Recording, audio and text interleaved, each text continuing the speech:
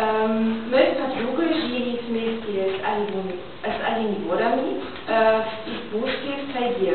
Мы туда на упряжке ездили и даже могли самоводить.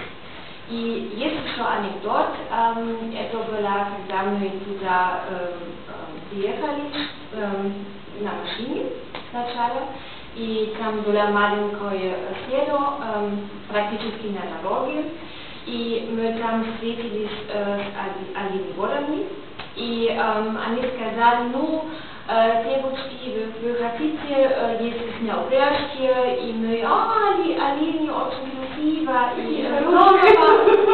трогали, и да, мы хотим, и ну, машина уехала, и мы только, у нас мы с подругой и две оленеводы, и я спросила, как долго мы катаемся, и 30 минут или час.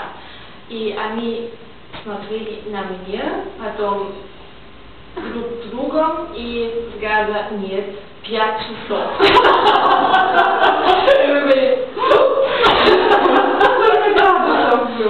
Было очень тепло, было 38 градусов минус.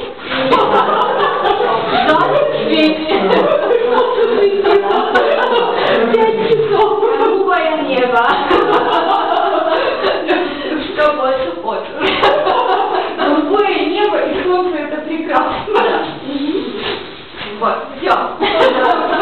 Спасибо.